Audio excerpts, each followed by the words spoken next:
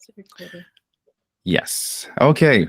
Welcome once again to Grow This Personal podcast. Today I have a special guest. Her name is Marielle Legair. Marielle, I'm so grateful for for you being on the show today. It's a privilege to have you on the show. I've followed you for quite a while now, for years. I think it's 2 years or so on LinkedIn, and I've seen your work. I've seen your journey. So today we're going to be having some conversations, and I look forward to learning a lot, and also for my audience as well learning. So welcome Yeah. to the show. Thank you. Thanks so much for having me. I'm very excited to talk with you. Great, great. Thank you. Okay, to kick the conversation, I usually want to start with my guests to kind of walk through their journey. So because this podcast is dedicated to personal growth, we tend to, when it comes to personal growth, I look back a lot. We look back at where we're coming from, Hmm. and that helps us form our story, and also helps us to kind of know what the next line of action would be, and it kind of help us in our journey. So I want to talk about your career journey. Tell me how recently you made a post, a very interesting post on your journey from 10 years ago. So walk me through your journey, your career journey. How what has made you who you are today 10 years Yeah. ago?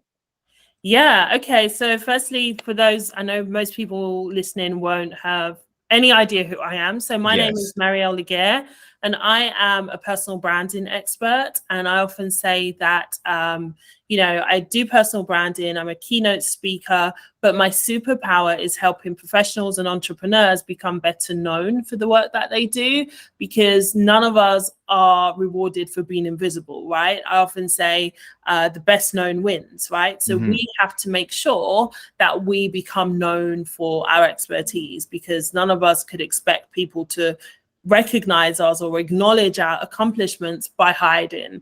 Right. And my career actually started in PR. I spent over 15 years working at some of the largest companies in the world, in London, more recently New York, helping CEOs and senior executives become visible in the media. So I was placing stories in the likes of the BBC, Forbes, the Financial Times, really helping CEOs and senior leaders at billion-dollar companies become visible in the press.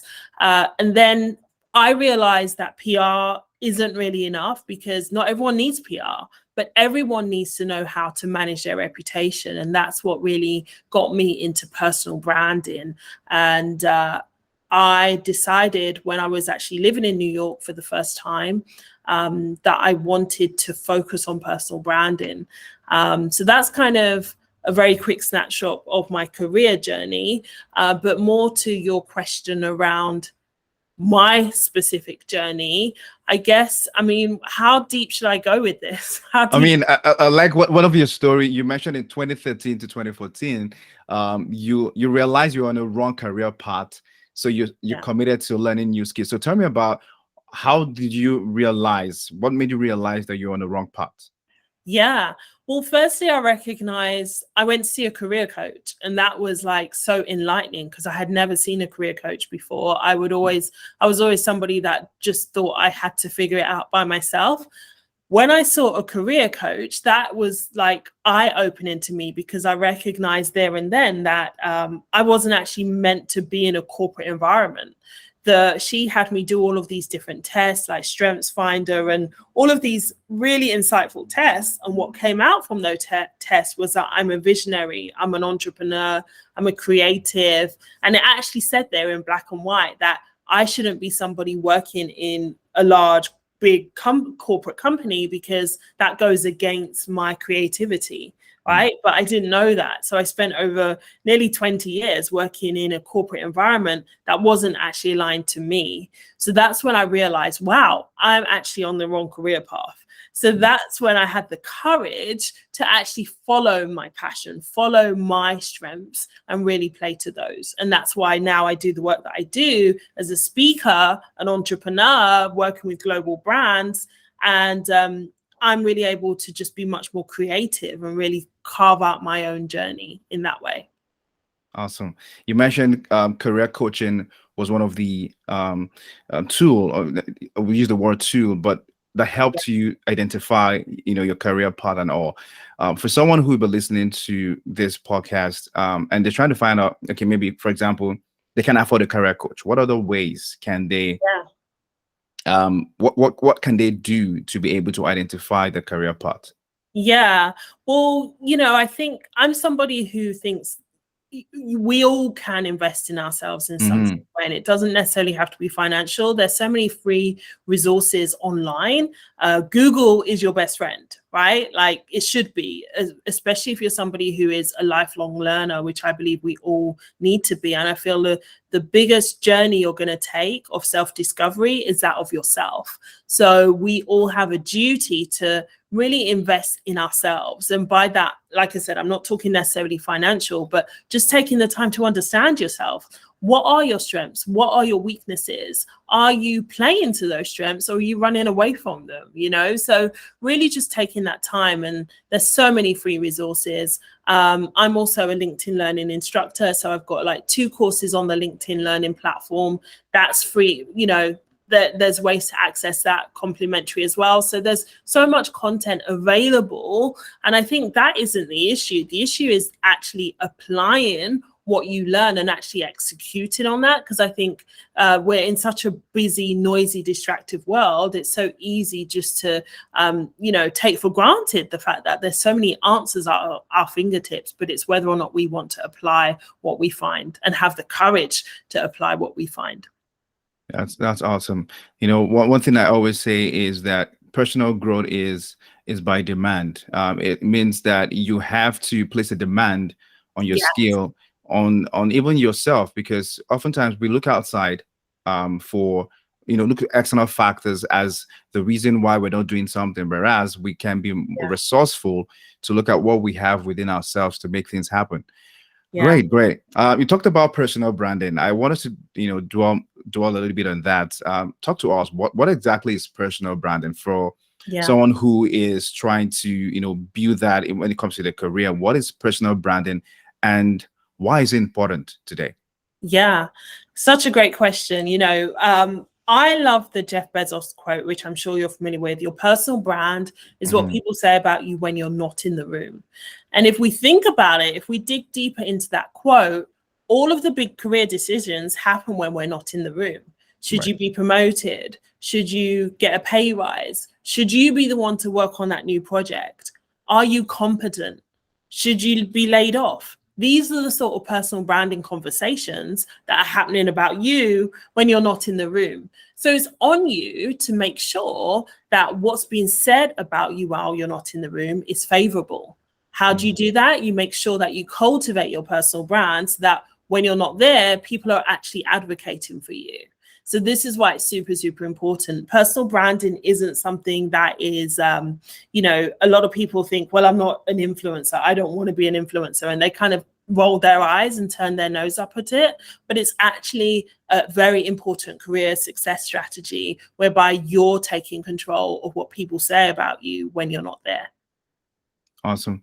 So when you say, personal branding is something you have to do to be able to build that sort of reputation so that people can say, have something tangible or something good or something meaningful to say about you when not in the room. So what would you say if you were to give three things that, career professional and even entrepreneurs, because sometimes entrepreneurs also fall into that category where people have to speak concerning about their skill, their services, or the quality of the services for them to be able to get referral, right? So what would you say should be the 3 things that we should pay attention to when it comes to building a personal brand? Yeah. So the 3 things that I would say to think about when you're reflecting on your personal brand is, firstly, what do you want to be known for? Right? What do you want to be known for? And this essentially links to your values. I often, in the keynotes that I deliver, I start there and I say, what do you want to be known for? Because oftentimes people don't think about this. They don't think about, what do I want people to say about me? And then you also have to reflect on, is this aligned? You may think, yes, I want to be creative, or I want to be somebody who's inspiring. But then, is this aligned? Are you showing up as that, right? Because there's often a disconnect. You may be in a role that requires you to be creative, but for whatever reason, you may not be displaying that. So Right. you need to identify, is this aligned? That's the next question.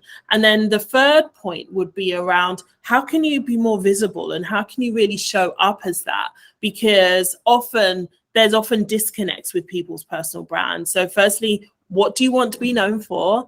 Is that aligned to how you're showing up? And thirdly, how can you really make sure that that is something that you're communicating externally, whether that's on LinkedIn, whether that's with your stakeholders, in your role at work? How can you make sure that you're living and breathing that and that you're visible to those values that you want to be known for? Awesome. Great. Let's talk a little bit. I want to talk about the visibility part you mentioned as part of what we should concentrate on when building a personal brand. For someone who, recently I was given a presentation to a group of staff, and one of the questions that was asked was, I think that the question came from someone who was what they call a visible minority in Canada, for example, and she was asking the question around how, when you have so many roadblocks and so many loopholes or stuff like that, things for you that are kind of putting a kind of roadblock for you to be able to be visible. How can you still be visible in the workplace, especially a woman who is a visible minority? Yeah, such a great question. And I think this is a challenge that we all face, right?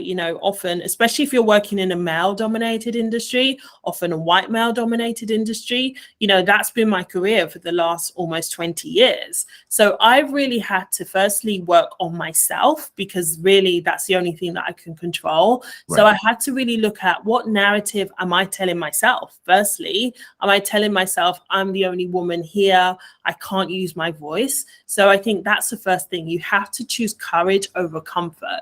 It's not going to feel comfortable. It definitely isn't, especially if you're the only one who looks like you. So that's the first thing. Recognize that you need to have the courage to speak up and use your voice. I would also encourage people that are struggling with this to think about, who are your allies? Who are the people that you can align yourself with to make sure that they are brought into what it is that you're trying to do? How can you set yourself challenges to make sure that you are being visible? Because like I said, nothing is going to change if you're hiding away, right? So you have to be courageous. You have to use your voice, and you have to align yourself with people that are going to advocate for you. I think that's really important as well. And that's where things like sponsors come in. We all need to have a sponsor, and a sponsor is somebody who is going to be able to advocate for you when you're not in the room. They are very different to mentors. Mentors are great, but mentors are not going to be the ones that are going to move your career forward. That's something only a sponsor could do. So you need to make sure that you've built up your credibility, your visibility, and that you have those sponsors that could be the ones that advocate for you when you're not there. That would be my advice. So how do you develop the relationship with a sponsor? How do you build that? Because I want to be very practical. So how do you build sponsors in? Because we hear a lot of times, get sponsors, and people are like, how do I get sponsors? I'm new to this organization. I've been here for 6 months or 1 year. No one seems to notice me. How do I then build sponsors? Yeah, and this is something that I teach on as well. Like, a sponsor is crucial to your career. So you need to know essentially how to network. It's how to influence, how to win friends and influence people one-on-one. That's what it is. Having a sponsor or attracting a sponsor is literally how to win friends and influence people 101. And by that, I mean, no one's going to sponsor you if they don't know who you are and what you do, right? So it's your personal brand. How are you cultivating your personal brand so that the right people are paying attention to you? This comes down to networking. So having a clear networking plan. Most people don't have a plan to build their network, right? When you're in corporate, you have to be very intentional about the relationships that you cultivate. I recommend even just writing down a list of, say, 5 to 10 people that are influential. These are people that are going to help to move your career forward. But you need to be doing this before you actually need it, right? You don't want to be somebody that has their back against the wall and is now thinking, oh my gosh, I'm about to lose my job. I'm about to be demoted or whatever it is. Let me start to network. You need to be very intentionally networking all the time. So make sure that when you are networking, you are building those relationships. You are giving value, supporting those people that you want to sponsor you in the long run. How can you be of value to them first and foremost? How can you make sure that you're cultivating rapport with them, letting them see what you can do for them first, before you go in to ask them to sponsor you? So really just making sure that you're cultivating that relationship before you need to is what I would suggest. I like the fact you mentioned value, adding value, because a lot of times what we tend to do is the reverse. We want to receive and expect to get to get value. So go with what you're saying now is people should go to add value. See how you can add value to that person, that key influencer within the organization, and then you would almost like you're sowing a seed, and then you reap it that when you need it. Exactly. And I know the term add value gets branded about a lot, but essentially it's just showing that you can help somebody, right? And I think, it's about energy, right? Like I really believe that you attract what you give, right? So if you're somebody that is genuinely wanting to help other people, genuinely wanting to be of service, irrespective of the rank they are, whether they're more senior, whether they're junior, if you're just somebody who has a giving spirit, I believe that you will attract that back in some sort of way. Awesome. Let's talk a little bit about your career. So you worked in PR, you did a bit of marketing, right? Did you? Mainly PR. Mainly PR? Okay. So working in PR, what lessons did you learn in PR that you've been able to apply to your career now? Yeah, I learned so many lessons in my PR career. And I feel like I often say, like, nothing is ever wasted. What you're doing right now may not what you be wanting to do like 10 years from now. But looking at my PR career, it's definitely served me, because PR is all about storytelling. It's all about communication. Guess what? We all need to be able to communicate, right? It was Warren Buffett who said, like, one of the most important skills that you could cultivate is the importance of public speaking, right? Because he's super introverted and used to dread public speaking, but he recognized early on in his career, obviously now he's in his 80s, but he recognized early on that being able to speak and articulate yourself is a skill that we all need, right? So he invested in public speaking classes. And for me, being in PR, that was like such a foundational starting point to the work that I do today, because in PR, I had to learn how to pitch, how to win new business, how to communicate my ideas. I had to learn how to writing speeches for CEOs and senior leaders, writing press articles that were then placed in the likes of Forbes and the BBC. All of those key skills serve me today. So it's been so crucial to where I am now. Great. Yeah, that's very interesting to know, because sometimes we tend to undermine or underestimate what we're doing now because that's not what we want to do. So you find someone who is in a job they don't like, but whereas if they pay attention to the fact that that job is actually a stepping stone to the next phase of their life, they will take it more seriously. Great. Yeah, absolutely. I mean, I've had jobs where I'm like, oh my gosh, get me out of here. But there's always a lesson. There's always a lesson, even if that lesson is discipline, how to be more disciplined, how to be more structured, how to commit and make yourself do the things that you don't necessarily want to do, but that are going to benefit you later on. So many valuable lessons in doing stuff you don't enjoy. Just don't do it for too long. Right. Okay. Let's talk about your LinkedIn course. I mean, when it came out, I think you had about 10,000, was it 10,000 learners in the space of a few months or 1 month or so? Yeah. So my first course is called Use Your Strengths to create more impact and influence at work. And it's a very popular course. It's essentially a personal branding course. And it's all about how to really understand yourself on a really deep level so that you could be much more influential and impactful at work. And it came about just by LinkedIn, seeing my content on LinkedIn and inviting me to be a creator. So that was really exciting. Wow, awesome. So how did you, so from when you started, right now you run your own business, I believe, like you're an entrepreneur, you do your own stuff.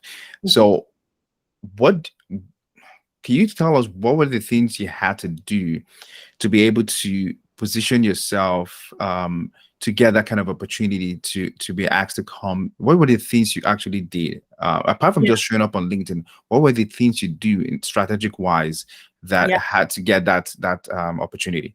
Yeah.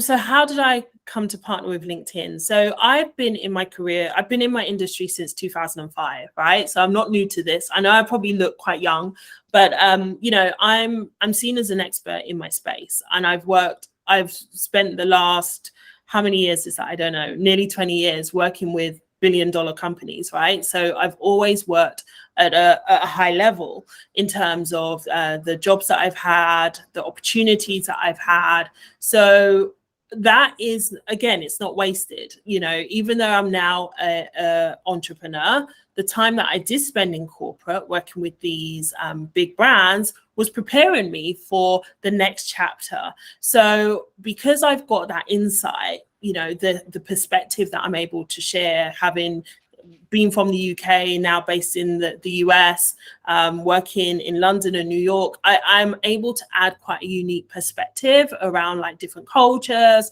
And I use that in a lot of the content that I share. So I think that's what piqued their interest to begin with. And just being able to tell my story in a really compelling way, being able to solve problems. That's what they shared that they liked about me when they approached me to work with them. Just that broad perspective that I'm able to give.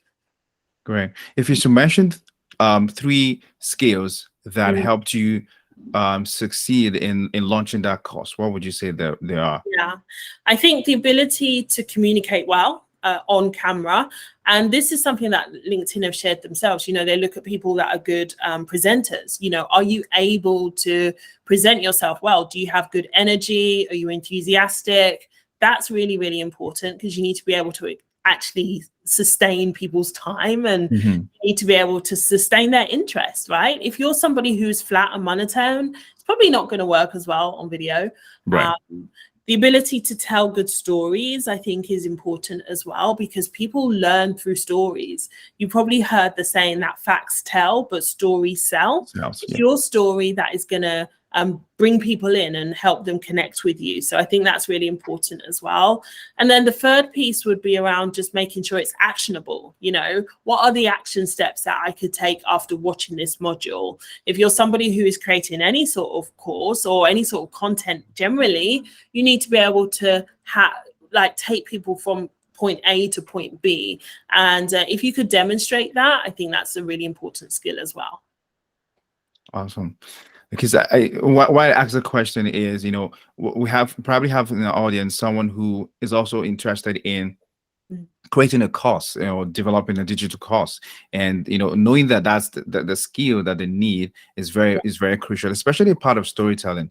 Talk to us about what is the mindset you have to be able to tell a better story, because not every story sells, right? It has to be compelling. So what is the mindset you have to be able to create that kind of story that compels?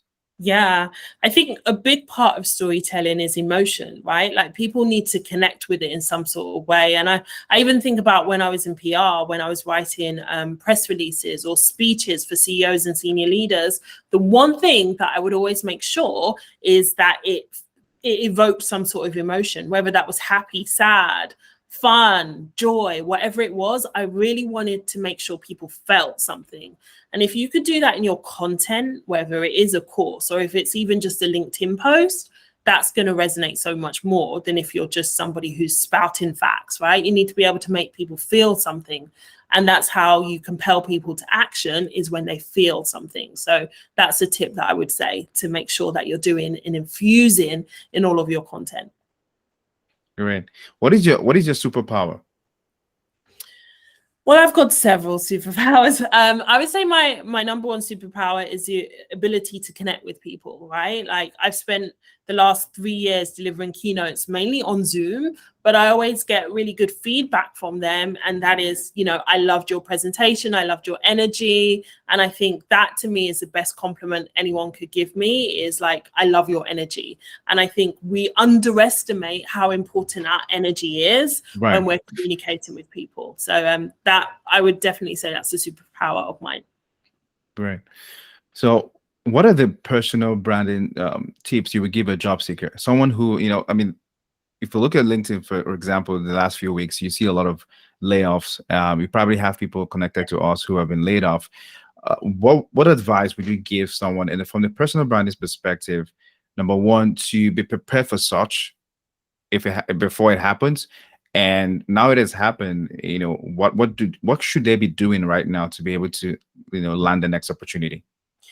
Yeah, so if I was to think of like 3 tips to give a job seeker, well, actually, I covered this in my, I was interviewed on the LinkedIn Get Hired podcast, and I did give a lot of tips on there. So you could definitely check that out. It's on Spotify, Apple, around, what to do if you're seeking a new role, or if you're recently lost your job. So definitely check that out. But in case you need a reminder, I would say the first thing is to check in with yourself. Check in with yourself. What is your mindset like right now? Because I know that it's likely to be an uncomfortable time for you. You may be feeling a little down, a little disappointed or disheartened, and that's okay. That's totally normal. But I would say, make sure that you try to do what you can to stay in a positive frame of mind, because it's very hard to change your situation when you're feeling down or when you're feeling depressed, right? So do what you need to do to stay in a positive frame of mind. I think that's really, really important. Double down on your morning routine. Do you have a morning routine or a morning ritual? Like, for me, that involves making sure that I get outside first thing in the morning, moving my body. Movement is medicine. So make sure that you are moving your body. Journal. Keep a journal. I deliver so many keynotes, and I always ask the audience, do you have a journal? Most people say no. Make sure you got a journal, something whereby you could just dump down your negative thoughts, your sad thoughts. It's so cathartic to get out of your head and onto paper. That's really important as well. And then I would also say to take some action. What's something that you could do, just even if it's one thing per day, that is going to help you? So that could be updating your LinkedIn profile. It could be reaching out to 10 people in your network to let them know that you're looking for a new job. Those relationships are really going to be crucial to you. So make sure that you are cultivating those, and that you're doing this on a regular basis and not just doing it when you need to. So those would be some tips that I would give. Great, thanks. Let's talk about entrepreneurship and the role you play in helping women entrepreneurs in their business. What would you say, for a woman who is trying to start up her business and launch her brand? What should they be focusing on, especially now in the attention economy, where there seems to be a lot of distraction? For you to be able to get your product or your services amongst the several products and services around there, it's tough. So what should women right now begin to focus on when they want to, as they launch their business? Yeah. So, business is all about solving a problem, right? Like, we're all in business to solve a problem, if we think about it like that. So I think if you're just starting out, or if you're fairly new in your journey, ask yourself, who is your ideal client? Who is your ideal client, and what problem are you solving for them? Because people only care about solutions, right? Everybody is self-invested, right? I care about how can you help me? You care about how can you help yourself, right? Like, how can somebody help you? So I think that is really important. Like, to be clear on what is the problem that I'm solving, and dig deep with this, right? Because the more you could touch on people's pain points, the more they're going to feel that you understand them.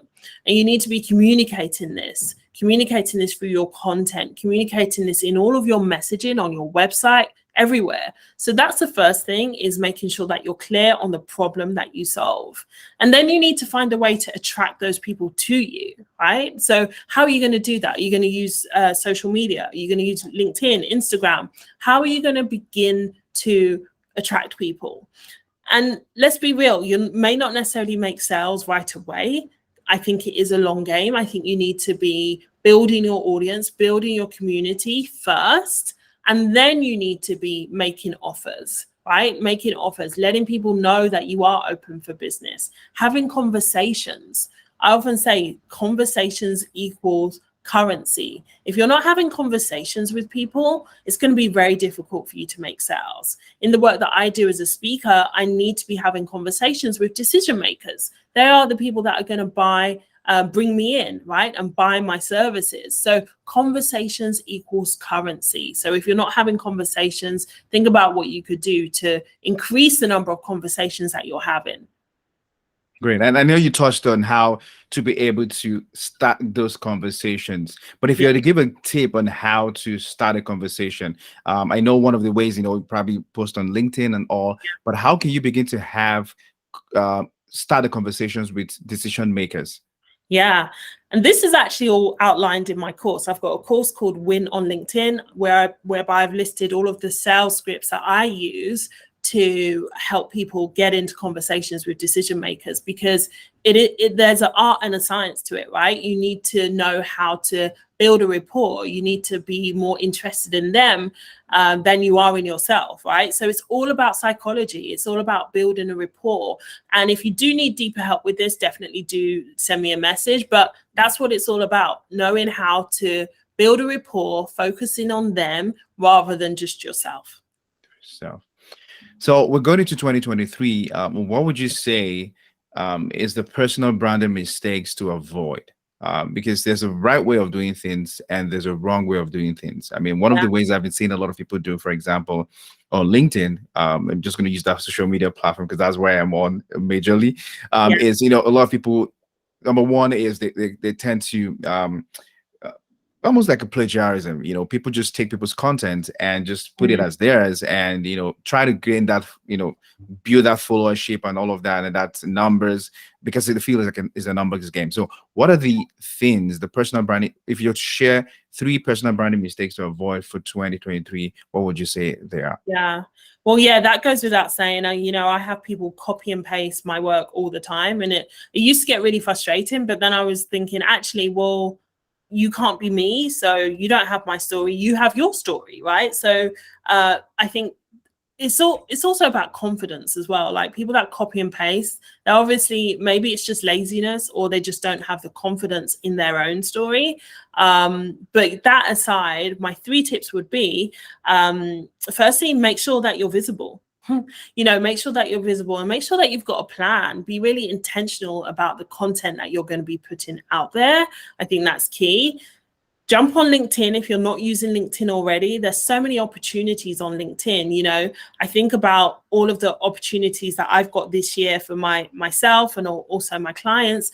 They've all come from LinkedIn, because LinkedIn is the only place that I know where you could attract job opportunities, speaking gigs with billion-dollar brands, brand deals with billion-dollar brands, publicity, so many opportunities on LinkedIn. And these are all things that I help my clients to do, right? These are things that I've done myself. So I know that it's possible. I'm not just talking for the sake of it. These are the sort of opportunities that are available to you when you use LinkedIn correctly.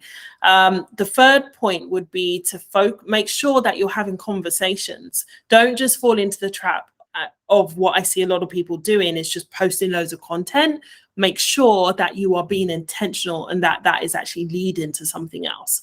Most of these conversations that I have actually go down in the DMs, like the song says. So make sure that that's happening for you. Be really intentional. Assess how you're progressing in that realm. Make sure that you're tracking this as well, just so that you've got a record of, okay, is this working for me or not? Do I need to be having more conversations? Often we do, especially if you're a business owner. So those will be the 3 tips that I would share. Be visible, leverage LinkedIn, but make sure that you're having conversations on LinkedIn as well and not just posting content. Awesome. Okay, so when we wrap things up with our guest, we like to ask the final 3 questions. And you can answer this question in 1 word, or you can, expatiate on the word. So the first question there for you is, what was one change you had to make 5 years ago that is still serving you today? Yeah, that's a great question. So what is a change that I had to make 5 years ago that is still serving me today? I've never been asked that before. Thanks for that question. Okay, so where are we now? So we're in 2022. That would have been 2017. 2017, I was just starting in entrepreneurship.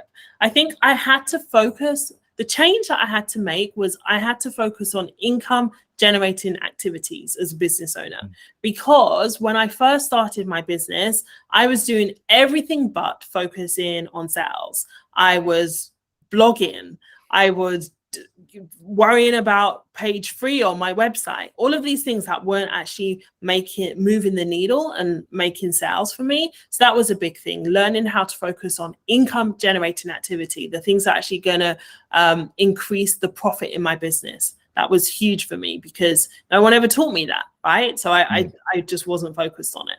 Great. What are the income generating activities, if you like to share? Conversations. Like I said, conversations equal currency. If you're not having people come to you, if you're not going out and having conversations with people, if you think about it on a very basic level, every opportunity you desire is going to come from somebody else. Right. So you need to have conversations for that to happen. So that's it in a very simple, simplistic term. Great. Second question.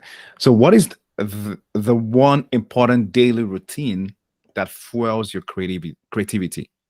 Yeah, I think for me, getting outside, moving my body in some sort of way. Like, there's such a huge correlation between movement and creativity for me. That is a game changer for me. If I'm sedentary, if I've not moved in any sort of way, I went out this morning for about an hour, around 7, and I'm probably going to go out again shortly just to get that movement in, because I'm a creative at heart and I become very stagnant very quickly if I don't move enough. So that's definitely key for me. Yeah, that's a powerful one, because you just inspired something in my head right now. And I think that's very key. Even if you look at the creation, there has to be a movement for things to begin to come to be. I talk about God a lot, and the Bible says that the Spirit of God had to hover around. There has to be movement for life to begin to happen. That's a very powerful statement. Absolutely. It's physics. Yeah. Okay, the last question is, what's your favorite book? My favorite book? I've got so many books. My favorite book. I've got many books, but I love The Alchemist. The Alchemist is definitely up there for me, because it's all about tapping into your strengths, right? Leveraging who you are and tapping into your superpower to really fulfill your purpose. I feel like each of us has a purpose on this earth. Many of us aren't pursuing our purpose out of fear. So that book really helped me get out of my own head and just into action to pursue my purpose with this one precious life that I've got. So that's definitely up there for me. Great. I mean, thank you so much, Marielle. It was a great pleasure to have you on the show.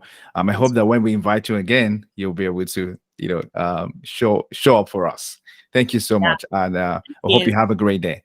Thanks for having me. And for anyone that's wanting to find out more about me, you can visit my website, which is mariellelegair.com. And my LinkedIn profile is Marielle Legair as well. So do connect with me on either of those ways. Definitely. We're going to have on the show notes, we'll have all your LinkedIn, your website, your LinkedIn profile, and all your resources available on our show. Yeah. Thank you so much. Thank you. All right. And you have a good day. You too. All right. Yeah, it was good. Thanks for that.